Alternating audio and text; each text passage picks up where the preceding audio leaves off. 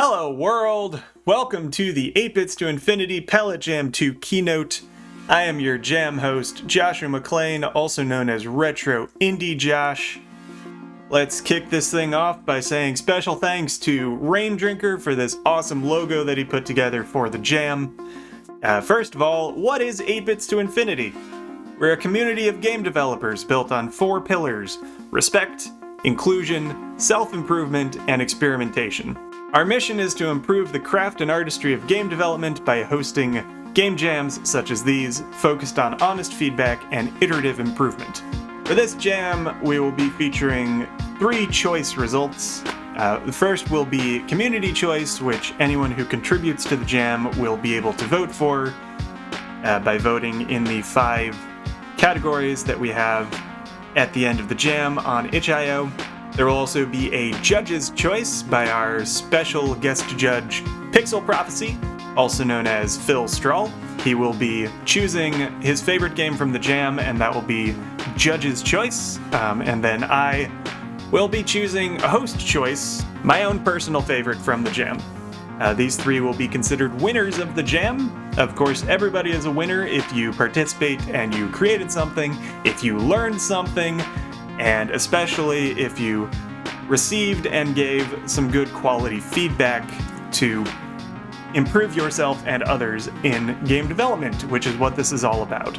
So for this keynote, I'm going to be revealing what the palette is for the jam, and we're going to look at some tools that you can use to help you create art using those palettes. I am not myself an artist, so I don't have a ton of experience in this field, but I can get you started on at least following the limitation of the jam. So the palette that we have chosen is the Rampy 16 palette by A Noob. This is a nice palette because it's got 7 color ramps in a very small number of colors. It's got plenty of grayscale. Again, I'm not much of an artist, but I feel this is a nice flexible palette. So these are the 16 colors that you are allowed to choose from, but you can only have 8. So you will pick half of these, and those will be the colors that you can use in your game. You cannot use any other colors, your game can never display any other color. So any text, any UI, any game elements, all has to be within those 8 colors that you choose. This palette is on LowSpec, which is an amazing site for palettes. So if you haven't heard of LowSpec before, I definitely recommend you explore the website. For future games and future game jams, it's a great way to get some colors that work nicely together, even if, like me, you're not much of an artist, or even if you are an artist, you can contribute palettes for free and discuss palettes, and it's a great general resource. One nice thing it has is this palette analysis. It has a bunch of information that I really personally can't understand, but I'm told that it's a very useful tool to see kind of how your color palette covers the spectrum and things of that nature. So you can download this palette in multiple formats. If you just want to copy the colors in your art program of choice, you can grab a ping image with just 32 pixel swatches. The GIMP GPL is what you're going to want to use if you're using, for instance, my personal favorite pixel editing program, which is Sprite. We could just make a new sprite. Let's say we want a tiny guy, 16 by 16. Make sure you have indexed color, because we're going to use the palette. And then we go in here, and then you're going to want to go to this, and then load palette. I've already downloaded the GPL file, so you can go here and click this. It'll get you the GPL file. I like GPL files because they're just text. It's just a list of colors, and you can go in and modify these numbers. If you know what these colors actually are, you can choose your 8 colors from there. Another way you can choose your colors, if we load in this palette, we can simply delete the ones that we don't want to use. So once you've got this loaded in here, we can just pick the 8 colors we want to get rid of. Let's say we're getting rid of the middle grays. We don't like the color blue. And we don't want this guy or this guy. So we just hold Control and click the ones that we don't want, and then hit delete, And there's your palette. So now we've got an 8-color palette, and we can limit ourselves to these colors when we draw on this file.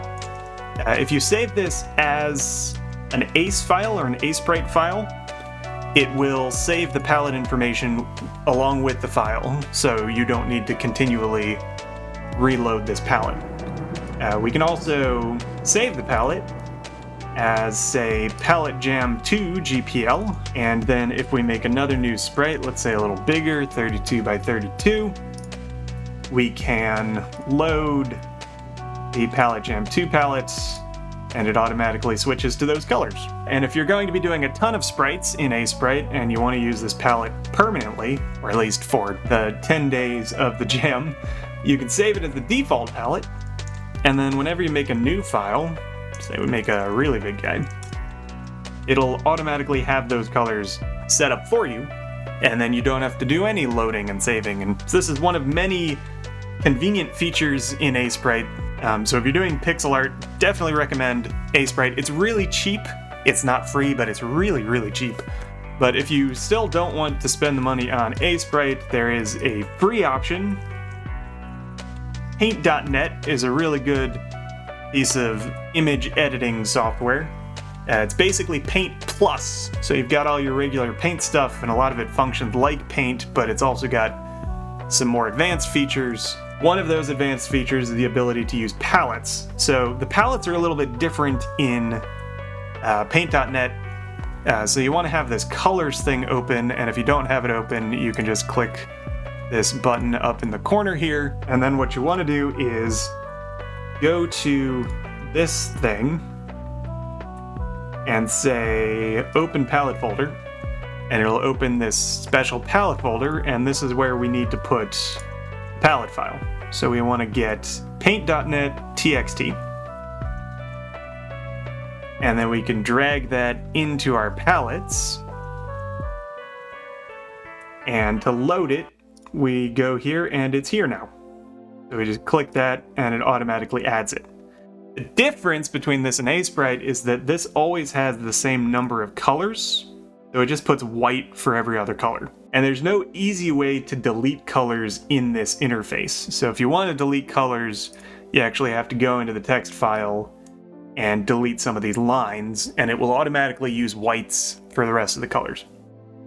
So let's just say we want to delete those two, and those two, and those two, and those two. I don't know which ones those are. And we're going to rename this Palette Jam 2. Now we go here, we've got our Palette Jam 2, and as you can see, now we've only got the 8 colors that we want to limit ourselves to, so we can use those. So I find the palette management much easier in ASprite.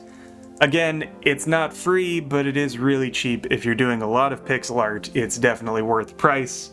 With that, just a few final tips. Remember that you can only use the 8 colors that you choose out of the 16 color palette.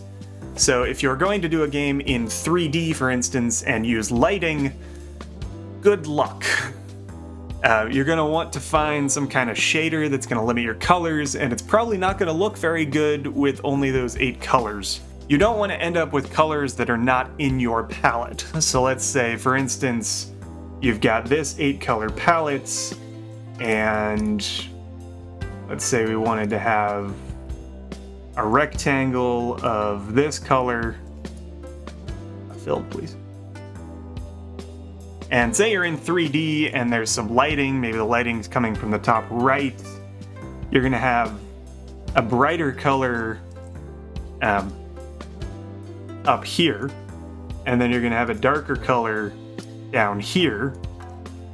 And those colors are not in your color palette, so this would get you disqualified.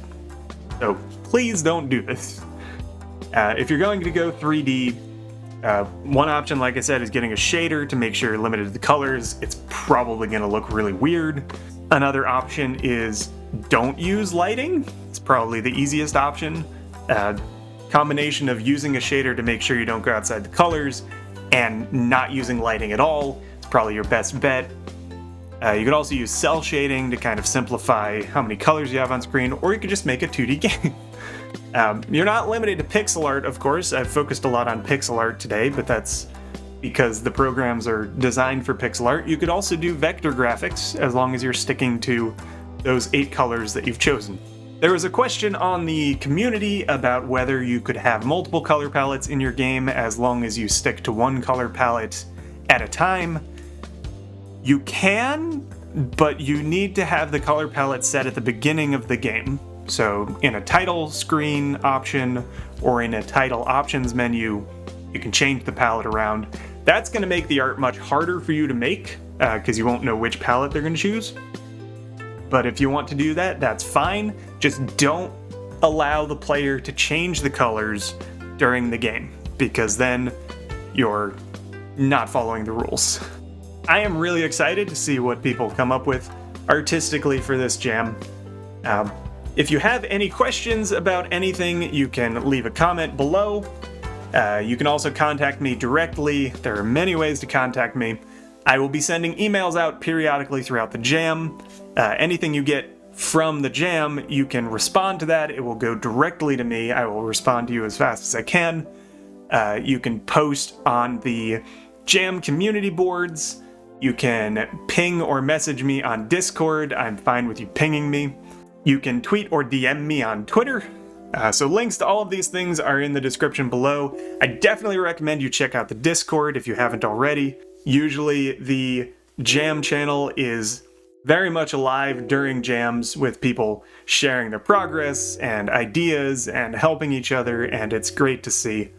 I will be streaming feedback live as soon as the jam has ended, so on the week after the jam, during the ratings period, I will be streaming feedback, so please drop by and submit to that. I hope to see you there. Thank you very much for watching. Good luck on your jamming. I'm excited to see the results of this jam, and happy jamming!